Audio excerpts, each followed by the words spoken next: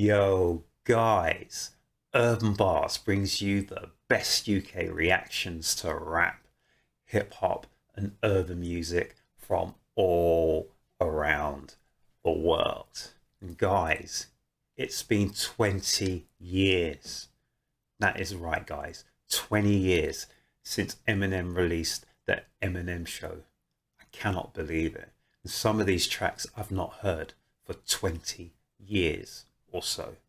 But guys, this week Eminem has re-released an expanded edition of the Eminem Show to celebrate 20 years, 2 decades. Guys, I'm not even going to say anything else. Just let's get into it.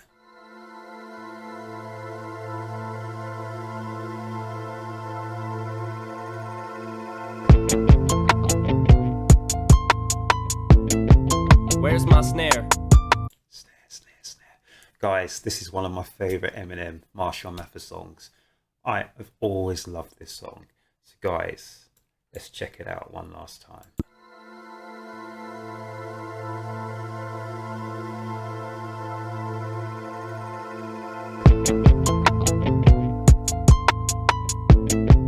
Where's my snare?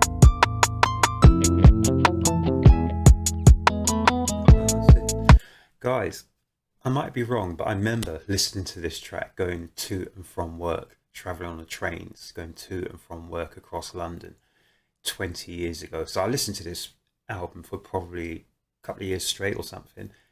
I'm certain the cover was red. It was red curtains. Am I right? Am I wrong? Because the thing is, I was trying to actually find it. I have millions and millions, actually thousands and thousands of vinyl. And then hundreds and hundreds and hundreds of CDs, guys. So I was actually trying to look for this just now, as a prop. I couldn't find it. I couldn't find the Slim Shady EP. There's so many Eminem bits and pieces I've got, I just couldn't find. So I just put a few bits and pieces behind me just as props, you know, Eminem, Dr. Dre, The Game. And the reason I got The Game is because of all the hoo-ha that's going on, that people are causing rumpers over nothing with The Game diss, which is never going to happen. Trust me on that, guys. Anyway, so our man is Eminem's Marshall Mathers, and I used to listen to some of his tracks going back and forth. Actually, I didn't listen to them on CD, I listened to them on MP3 because it was on my MP3 player, so let's just get that straight.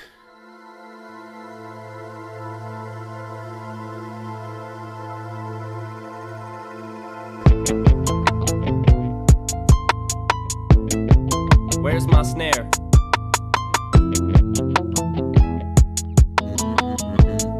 I have no snare in my headphones. Where's the snare? There you go. Yeah. Sounds more like a ring. The snare. Yo. Have you ever been hated or discriminated against? I have. I've been protested and demonstrated against. Picket signs for my wicked rhymes. Look at the times. Sick is the mind of the motherfucking kid that's behind. Yeah, so Eminem was saying he's been discriminated against, and a lot of it was from the main media because of Eminem's explicit lyrics and crazy sort of lyrics that he still does actually. But at the time, yeah, they were just incredible. I remember when I heard him do that one with Missy Elliott.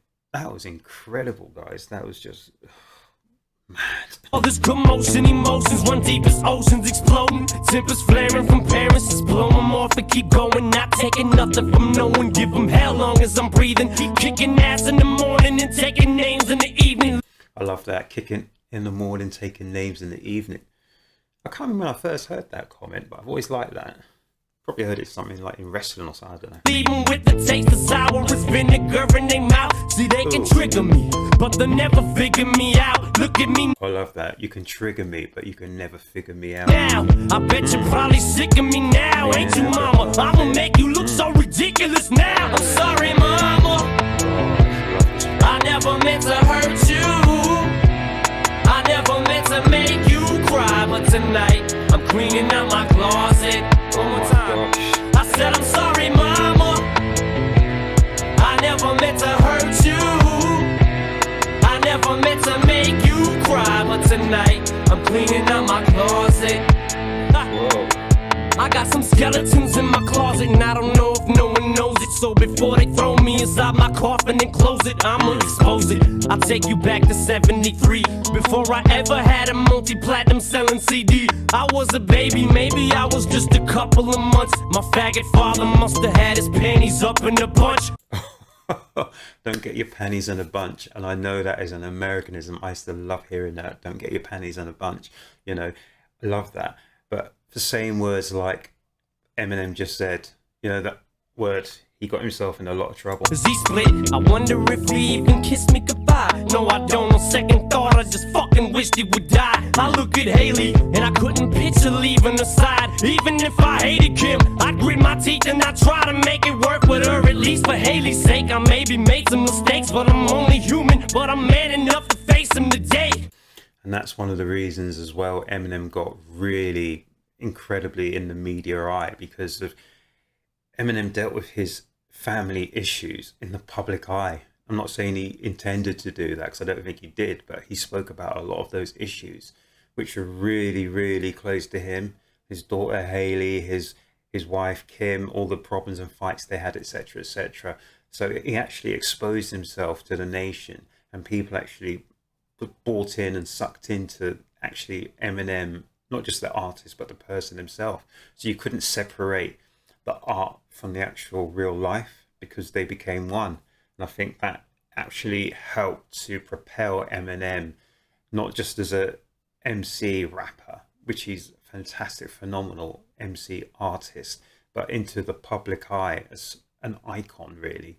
I think you can't really separate one from the other. So if you're going to be in the public eye at some point, you know, your private life does tend to get dragged into stuff. What I did was stupid, no doubt it was dumb, but the smartest shit I did was take the bullets out of that gun, cause I'd have killed him. Shit, I would've shot Kim and them both. It's my life. I'd like to welcome y'all to the Eminem Show. Whoa, whoa, whoa. So M's just saying that if he'd had bullets in the gun, he would have ended his family, you know, his wife. And really? I hope I haven't got that twisted, guys, but he's just saying that for whatever reason, there were no bullets in the gun. And, you know, to this day, he's absolutely happy that that was the situation, because, you know, you don't want that on your conscience, guys. You don't want that on your conscience. I'm sorry, mama. I never meant to hurt you. I never meant to make you cry. But tonight, I'm cleaning out my closet. One more time. I said, I'm sorry, mama. I never meant to hurt you. I never meant to make you cry. But tonight, I'm cleaning out my closet. And when he sings that song, Mama, it just hits me straight away. I think of the Big Pun song. Oh my gosh, if you've not heard that from Big Pun, rest in peace. Oh my gosh. And I reckon it was around the same sort of time. Well, I think the Big Pun one came out first, actually. But it just reminds me of that. Nah, I would never diss my own mama just to get recognition. Take a second to listen before you think this record is dissing. But put yourself in my position. Just try to envision witnessing your mama popping prescription pills in the kitchen, bitching the... So that's really interesting here, because Eminem is saying he's not using his moms for clout, whatever. But, you know, a lot of people would just hear that and just run with it. But what he's saying is you listen to his actual lyrics as a whole and you actually understand the story. Someone's always going through a person, shit's missing, going through public housing systems, victim of Munchausen syndrome. My whole life I was made. Whoa, Munchausen syndrome. Isn't that where you pretend you're ill? I'm not saying you pretend you're ill, but you have all these fake illnesses, etc., to get attention from people. I think that's what it's called, Munchausen syndrome. Guys, if I'm right, wrong, just let me know in the comment section. Well, the comment section. Just let me know, what is Munchausen syndrome? Guys, I can't speak today. I've got some thing in my throat. I'm not sure what's going on. But I haven't heard this track, and I'm going to try and play quite a few of the tracks from this 20th anniversary extended, what they call it, expanded edition, because it's going to be interesting journey for me, because I haven't heard a lot of these songs in nearly 20 years in some cases. Whoa. Hang on, let's just wheel this back one last time. Oh my gosh. And witnessing your mama popping prescription pills in the kitchen, bitching that someone's always going through a person, shit's missing, going through public housing systems, victim of Munchausen syndrome. My whole life I was made to believe I was sick when I wasn't, till I grew up. Now I blew up, it makes you sick to your stomach. So it is right. Or Marshall's life, for some reason, they forced him to think he was ill and sick, but he wasn't. And that's just, it's an attention thing. Oh my goodness, that's really hard, isn't it? Where someone forces you to believe a situation that isn't true. I don't know what damage that does to someone. I really don't. I really don't. And that is a cry for help from both angles, isn't it? Because if you're using someone to portray something that isn't, there's definitely an issue with yourself somewhere. Definitely. Housing systems, victim of Munchausen syndrome. My whole life I was made to believe I was sick when I wasn't, till I grew up. Now I blew up, it makes you sick to your stomach, doesn't it? Wasn't it the reason you made that CD for me, Ma? So you could try to justify the way you treated me, Ma? But guess what? You're getting older now, when it's cold, when you're lonely, and Nathan's growing up so quick, he's gonna know that you're phony. And Haley's getting so big now, you just see her, she's beautiful, but you'll never see her. She won't even be at your funeral. See, what hurts me the most is you won't admit you was wrong. Bitch, do your song, keep telling yourself that you was a mom. But guys, this is another thing that just brings me back. I'm telling you guys, I keep saying I'm old school, I'm old school, I'm old school. I am old school, guys. I'm older than the hills, and I'm deeper than the rivers. That's just fact. But I love the fact that this track, I love hip hop, I love storytelling, but I love tracks that, this is 5 minutes long nearly. I mean, today, like, we got tracks that are like 2 minutes long, 1 minute 57 seconds, 2 minutes 30. By the time I'm into the song, it's already over. I love it when someone can captivate you and can hold you in the palm of your hand for 5 minutes, 10 minutes. Remember the old Grandmaster Flash tracks, the old Sugar Hill Gang, the old Treacherous 3, they could be 7 minutes long. But they held you in the palm of their hands because they could tell a story, or they could perform. They could just hold you and just keep you wanting more. And Eminem does that brilliantly, absolutely brilliantly. I love the way he's telling the story. It's brilliant. So he hits you one thing and you think it's that. No, but then he turns it on its tail, or turns it on its head, and you actually realize he's actually hitting you with something different or something more than you actually think it is.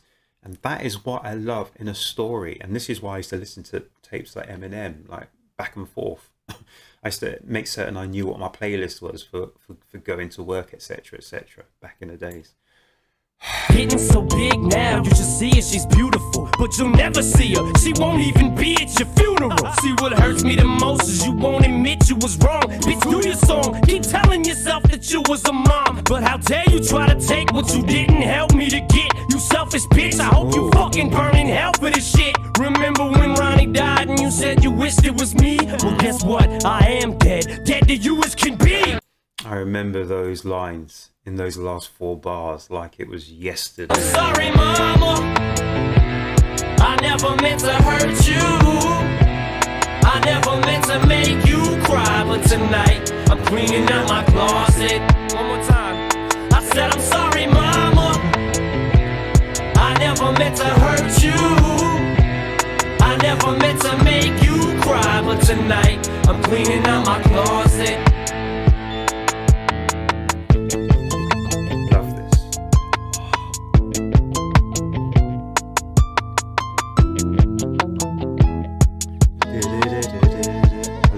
Brings in the strings and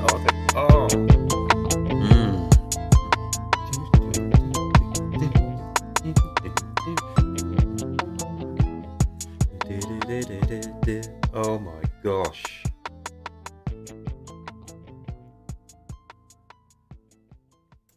Can it really be 20 years? Oh my goodness. Guys, that's the Eminem Show expanded edition. That was cleaning out my closet. And guys, I absolutely am going to have a ball listening to the old Marshall Mathers. I love that, guys.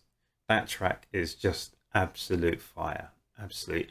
It hasn't aged one little bit.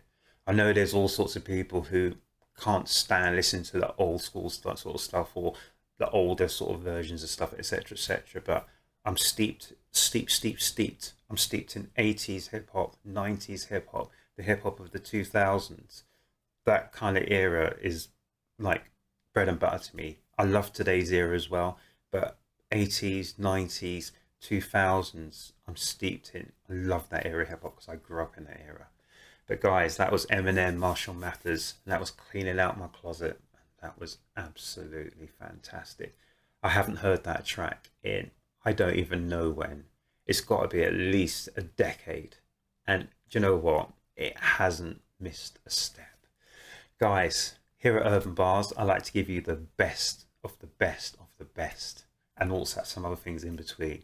So guys, if you like what I'm doing, please subscribe to my channel here at Urb'n Barz. Like, share, get involved in the comments section, guys, and hit the notification bell to let you know when I drop in new comments and new reactions, of course. But guys, yeah, Eminem, Clean Out My Closet.